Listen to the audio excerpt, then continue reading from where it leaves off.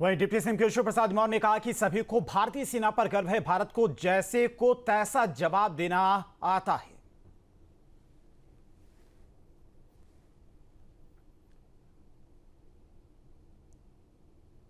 तो भारत पाकिस्तान टेंशन की पल पल की अपडेट लगातार न्यूज स्टेट आप तक पहुंचा रहा है और लगातार चाहे सीएम योगी हो, डिप्टी सीएम हो, उनकी तरफ से लगातार अपील भी की जा रही कि सेना का हौसला बढ़ाएं। डिप्टी सीएम केशव प्रसाद मौर्य ने कहा कि सभी को भारतीय सेना पर गर्व है और भारत को जैसे को तैसा जवाब देना आता है। लगातार भारत की तरफ से पाकिस्तान को मुंहतोड़ जवाब भी दिया जा रहा है। S-400 ने अब तक 2 J-17 विमान भी पाकिस्तान के गिरा दिए हैं। इस समय पूरा भारत अपनी सेना पर गर्व कर रहा है। माननीय प्रधानमंत्री श्री नरेंद्र मोदी जी के नेतृत्व में सेना को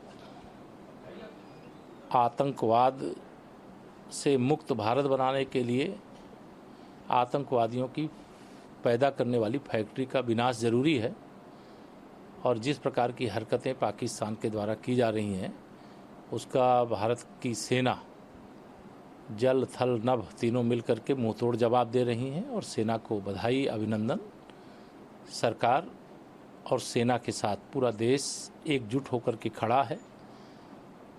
इस प्रकार की चीज़ें अब बर्दाश्त करने वाला भारत नहीं है। भारत एक ऐसा देश है जैसे को तैसा भी सबक सिखाने की क्षमता रखता है।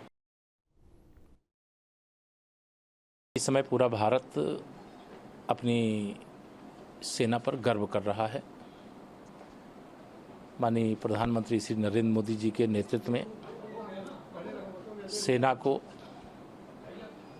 आतंकवाद से मुक्त भारत बनाने के लिए आतंकवादियों की पैदा करने वाली फैक्ट्री का विनाश जरूरी है और जिस प्रकार की हरकतें पाकिस्तान के द्वारा की जा रही हैं उसका भारत की सेना जल थल नभ तीनों मिलकर के मुंहतोड़ जवाब दे रही हैं और सेना को बधाई, अभिनंदन।